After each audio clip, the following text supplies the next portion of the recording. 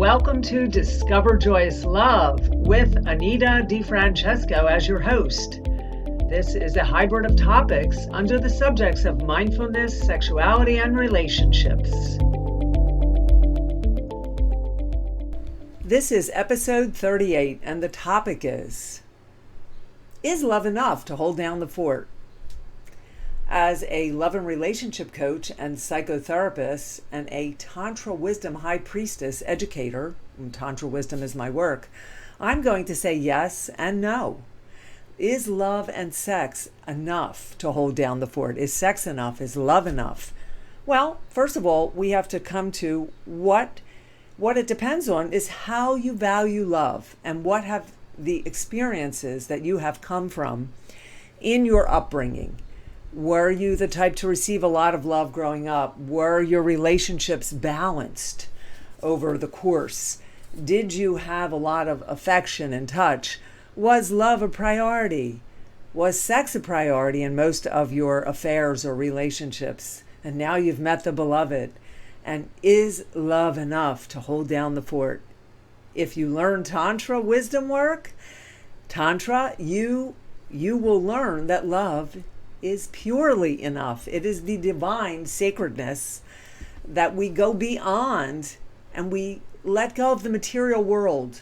We let go of we come into the ethereal world where we're just relying on spirit and divineness and sacredness. Of course, the world is there and we must come down and be in reality, but staying connected to the spirit more and refining that spirit over and over so that the love in you becomes you. And as a Tantra teacher, love becomes you. You become love. And that is when you know that you are understanding the value of love.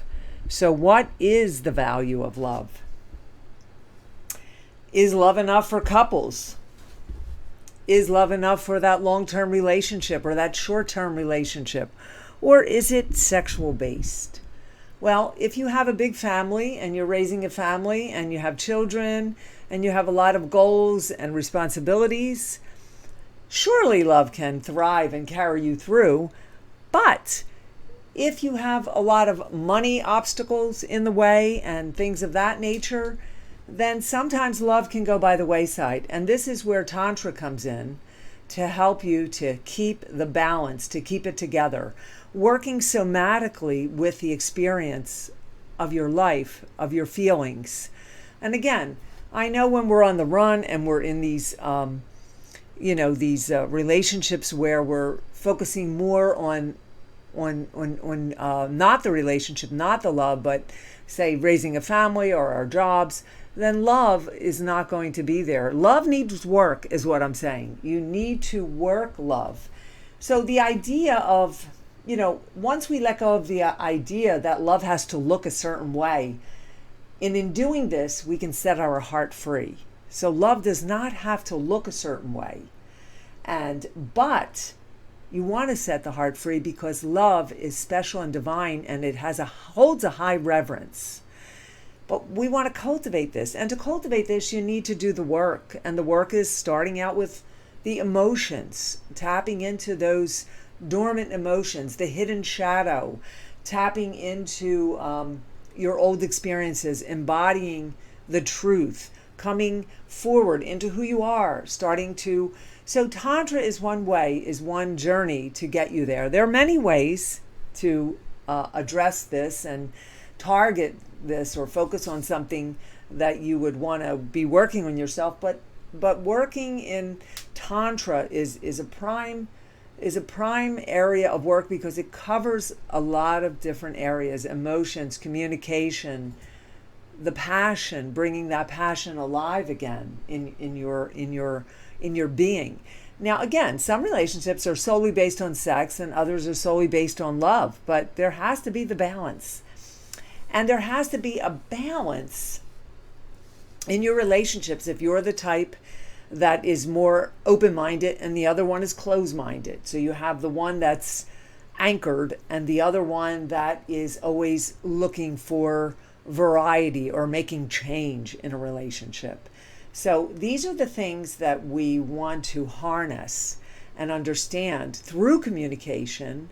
And once you have this understanding of what love is, and the idea that love has to look a certain way, you have to let go of that. But having the value of what love is, then we can learn about adjustment, adaptation, on teaching each other and asking for what you want, and understanding and harnessing together, basking in your desires. So love requires compatibility. Of course it does. But you don't have to have everything in common, but there has to be a source of compatibility where the support thrives from, rooted in that something you will understand about each other, not punishing your partner for things that they may have had a wild past, or some past that's something that you're not turned on by, or you're turned off by, or you're not feeling comfortable because they might have had a past that was not of your likings. But what we do when we understand the value of love is that we forgive ourselves and them, and we stop punishing each other for all their mistakes in life. We look to each other for and giving them that love and support, that they have come a long way. They have moved mountains. They've come across the journey, and here they are, and this is where you meet. There is always going to be compromise. Communication is key in any relationship. Compliancy. How much do you comply with each other? I'm not saying you have to agree with each other for everything, but there should be some compliancy there. Self-improvement and self-examination will come once you tap into the truth of the value of love. So love has a value. Love is like $1. Love is like money. So if you look at love in the light that it is worthy, then you will have a different understanding. You will let go of the material world, in the sense of that you must have everything. You must have, all the riches to go along with it. But love and the power of sex are the riches. So keeping that in mind, but you must understand, do the work, and start to read. I'm Anita DeFrancesco. This is Discover Joyous Love, my podcast. I'm a psychotherapist, but I'm a love and relationship coach and a Tantra educator. My work is Tantra wisdom. I'm a high priestess Tantra educator, and I have done the work. Love to me is a high reverence. It is a power. It is an ideal, and it is something that I honor and worship in myself. And that is where you begin. There are different stages when it comes to love. You may meet the beloved, you may have the puppy love, or you may just jump into sex.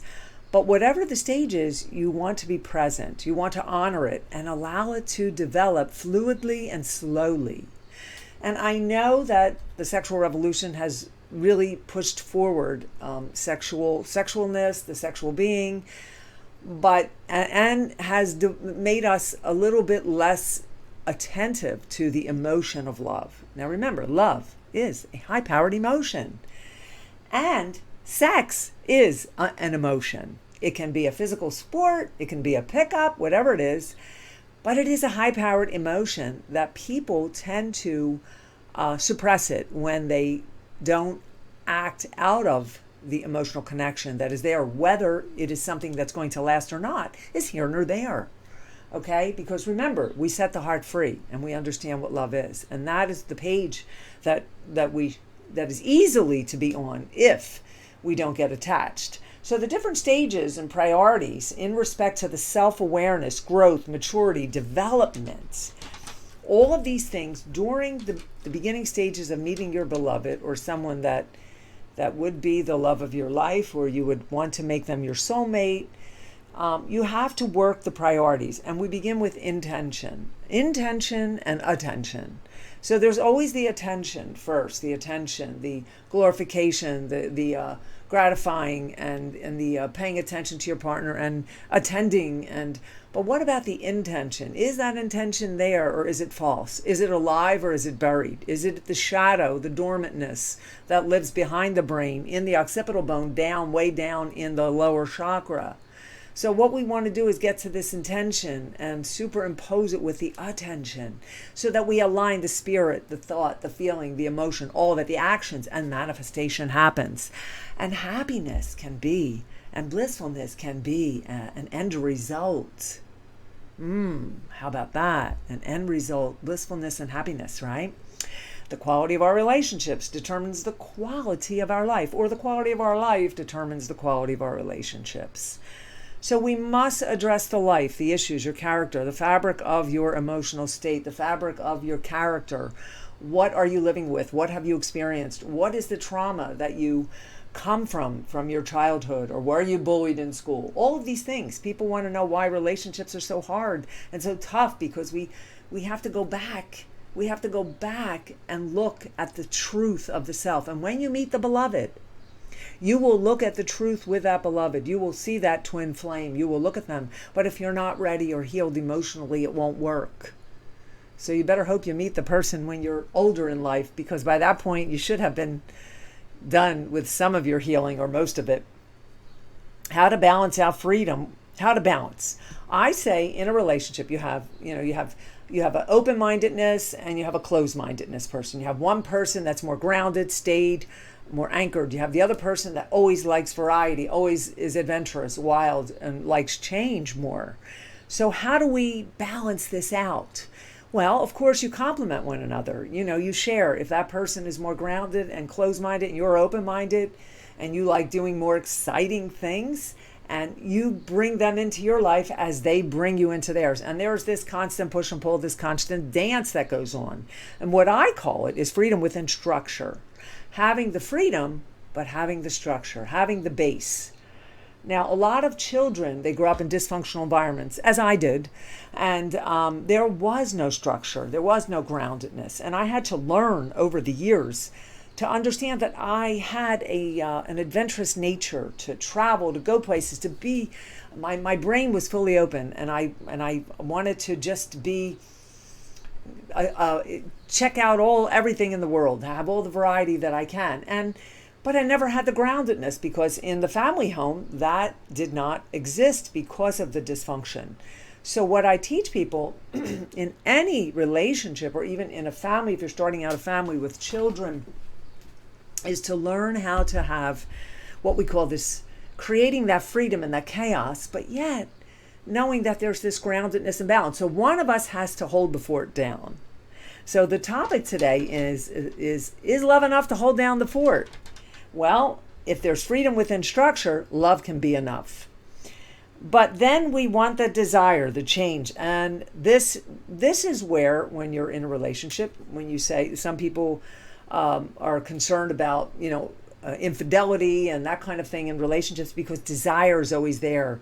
And your partner, whether it's a he or she looking at someone else or wanting to experiment and experience another human being, and there's certainly nothing wrong with that, but then this is part of the change and the desire and the freedom, which is necessary for the growth. It is absolutely necessary for growth. It's not necessary to go out and cheat on your partner, but within certain parameters and criteria and conversation, and there's all kinds of things like polyamory, and if you come to you put your heads together so that you can both experience the growth of what it is in you that needs that attention, intention, that balance.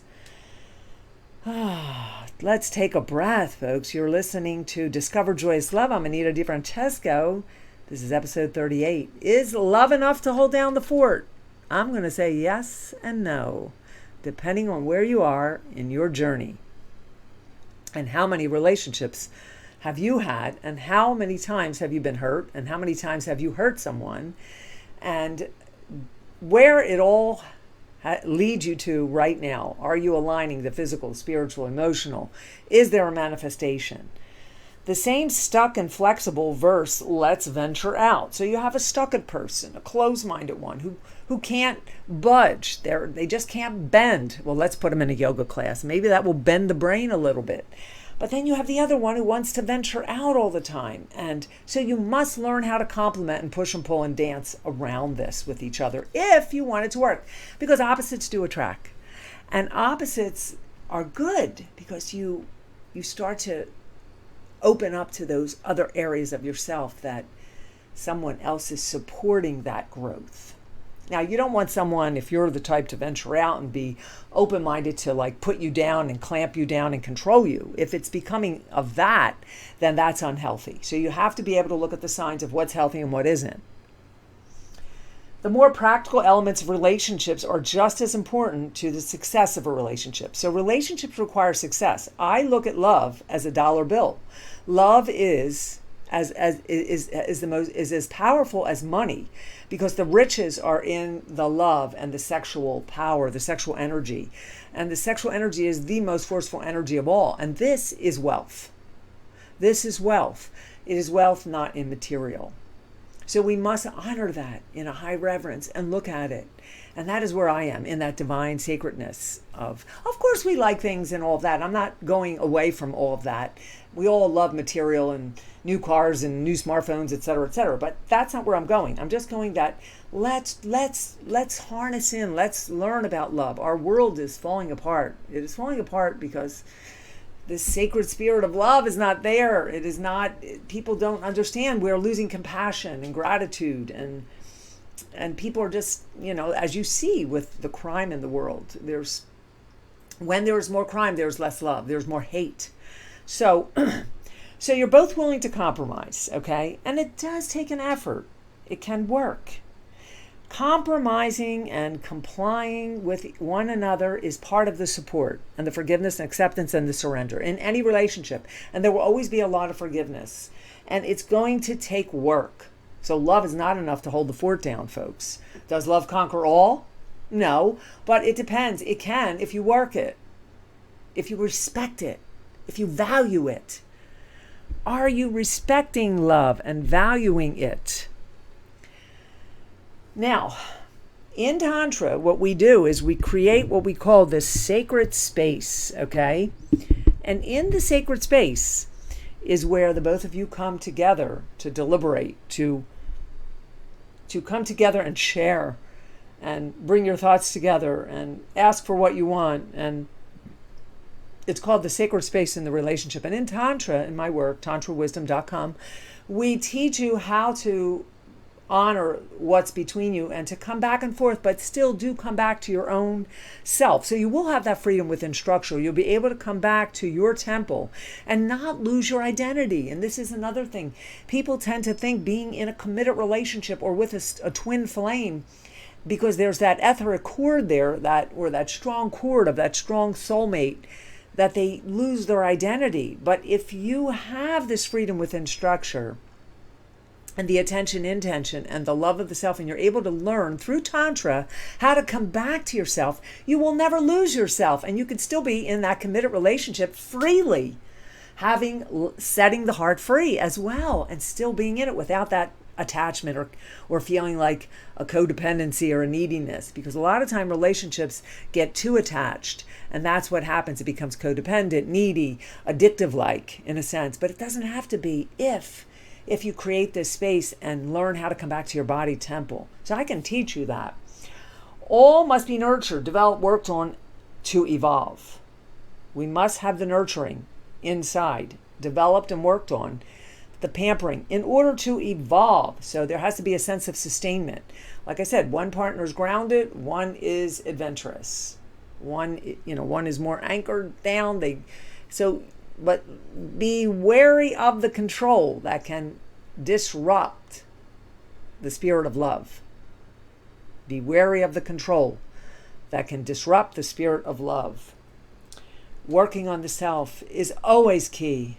You must work on yourself individually, addressing issues, challenges, deficiencies. So I'm looking at the relationship as a diet, as an economy, or as the value it would have with money. And the relationship is working with the value again. So keeping in mind that your relationship has parameters and it is worthy. There's no security in a relationship, okay? this is what I want to talk about. In any relationship, people think there is security. There is support is what you're after. In any relationship, you want to find the support. You want to find the affection. You want to help each other to come to that point of knowing that you can hold the space for your partner. You can hold the space for each other. But as far as security, you must protect and love yourself, because in the end in life, we're all going to die and you will be alone at some point, or you will just separate from that beloved. No one is there to give you the security that you cannot give to yourself. So the most high-powered security that you can have exists within yourself, and you have to create that. You're listening to Discover Joyous Love. This is episode 38, and is love enough to hold down the fort? I'm going to say yes and no. So protection is just a form of a feeling that you like to belong to that person, that person's family. But you need to belong to yourself. Again, the security, it's nice when your partner makes you feel secure and is there. But the real thing that you're looking for is the support. So the security comes within your own senses, your own being. But keeping in mind that security in any relationship is always temporary. But with Tantra, we learn how to come back to the body temple, and that is your power, that is your truth. So security equals honesty and commitment. But honesty and commitment, remember, we're not designed to walk the straight line. So honesty and commitment can change in people, no matter how much they present themselves to you as the perfect person, that they're going to be with you forever. So you have to keep in mind that the human character changes, but you can build something together if you work at it, and you can have these elements. You can. The relationship is the person, valuing the power of the relationship. Now, the relationship, it actually does need love, and it needs to be put high on a pedestal. You must look at it, again, like it's money, glass, a material thing, an object, or like you said, like a diet. But it needs love, honor, reverence, and cherishing, compromising, acceptance, surrender, and mainly flexibility, which brings us to adjustment, adaptation. Is the love worth all of this, or just moving on with the affair? Well, again, affairs are great, and if the love is really there, if there's something that's keeping you together, then work at it. But if it's just something of passion, I would say have fun with it and keep it healthy. Healthy emotionally, working to support each other's needs as well. Supporting each other and sharing love so that you grow. Congruency, harmony, very important. Are you on the same page? The difference is finding the common that both of you want. Firstly, kids, whatever, what is it that you want? Finding that commonality with your partner. So it brings us to some sort of an emotional maturity. And there's emotional maturity versus emotional immaturity. And emotional immaturity is someone that's stuck in the juvenile adolescent stage. And they tend to be selfish because there's a part of them that didn't understand that emotions are about sharing. And somewhere they got stuck, and maybe they had other issues along the way in their life, a lot of challenges. But that emotional immaturity would lead one to be selfish because they haven't really learned the right and wrong of emotions, because their experience of their emotions could have been frozen from a young age. So they become a little bit more narcissistic. Teach each other. Come to Tantra, learn Tantra, and teach your partner what it is that you want, what it is that you desire. But you must communicate. Learning how to communicate your irreconcilable differences.